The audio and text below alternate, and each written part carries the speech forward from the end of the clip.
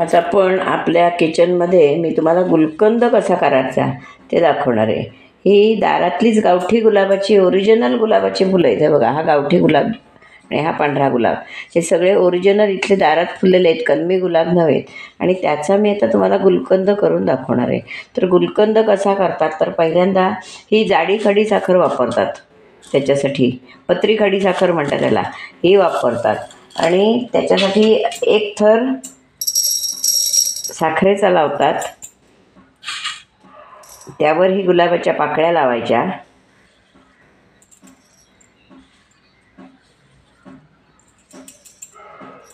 त्यावर परत खडीसाखर लावायची, त्यावर परत गुलाब। आणि हा तयार व्हायला बरेच दिवस लागतात मुरून। आणि वर वाटलं तर आपण त्याच्यावर हे घालू शकतो, काय वेलची वगैरे घालू शकतो, प्रवाळ घालतात, वेलची घालतात, असं घालून हा आपण आपल्या घरच्या घरी आपण गुलकंद तयार करू शकतो। बाजारातून आणण्यापेक्षा ही दारात फुलं आहेत, तर बा त्याचा आपण गुलकंद असा तयार करू शकतो।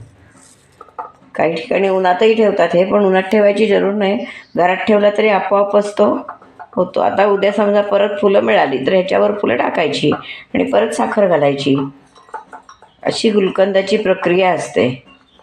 हा व्हायला वेळ लागतो।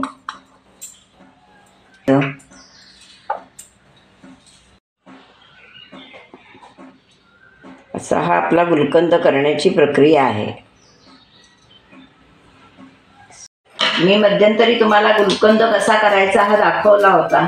आणि अशा सारख्या पाकळ्या, गावठी गुलाबाच्या पाकळ्या आणि खडीसाखर असं सारखं मी एक ह्या बरणीत जमवत राहिले होते।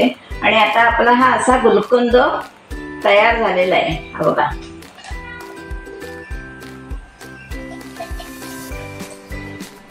हा मी उन्हात वाळवलेला नाहीये, घरातच वाळवलेला आहे। फक्त जाडी खडीसाखर आणि गुलाबाच्या पाकळ्या, त्या सुद्धा घरातल्या गावठी गुलाबाच्या पाकळ्या आहेत, बाजारचा आणलेला गुलाब नाही त्याच्यात। हे सगळे गावठी गुलाब आहेत, माझ्या दारात फुललेले। रोज 4-4 फुलं मिळायची तेवढी मी ती घालायची आणि असा गुलकंद हा मी तयार केलेला आहे। बघा किती छान झालाय तो। आता उन्हाळ्यात थंडाव्यासाठी गुलकंदाचा उपयोग भरपूर करतात। ह्याचं गुलाब रोज सिरप सुद्धा करतात, रोज सिरप करतात, किंवा आपण गुलाब पाणी करू शकतो ह्याच्यापासून। असं काय काय आपण ह्या गुलाबांपासून करू शकतो। आणि हा ओरिजिनल गुलाब आहे, हा बघा गावठी गुलाब, हा एकदम ओरिजिनल गुलाब आहे। आमच्या दारात फुललेले गुलाब त्याचा केलेला आहे। हा सुद्धा ओरिजिनल गुलाबच आहे, तो सुद्धा माझ्या दारात फुलतो। त्याची मी फुलं जमवून असा हा गुलकंद केलेला आहे।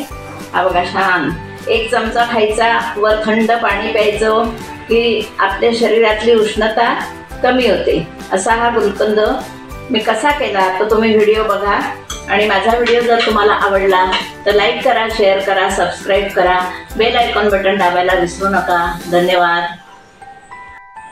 तो मी या बरणीत भरणार आहे, पण त्याच्या आधी काय करणार आहे तर ह्या सगळ्या पाकळ्या आहेत त्या मी बरणीत घालणार आहे, कारण या गुलकंदाबरोबर त्याही तयार होतील शेवटी टाकल्या की। आम्ही पाकळ्या घातल्या आहेत, कारण जसं जसं आपण वरचा संपत जाऊ तशा या खालच्या पाकळ्या मुरत जातील आणि तो गुलकंद आपला छान होईल।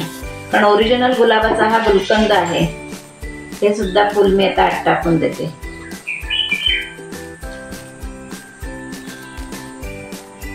आणि आता हा मी या बरणीत भरणार आहे की आपल्याला खायला तयार आहे हा गुलकंद।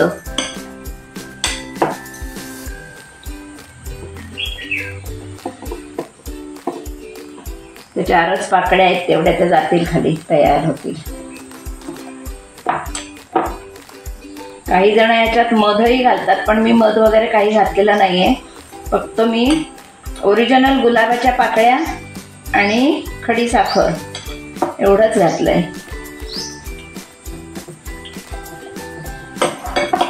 हा आता वर्षभर जरी राहिला तरी खराब होणार नाही, कारण त्याला पाणी वगैरे काही लावलेलं नाहीये। त्यामुळे आपला वर्षभर जरी हा गुलकंद राहिला तरी काही त्याला फरक पडत नाही।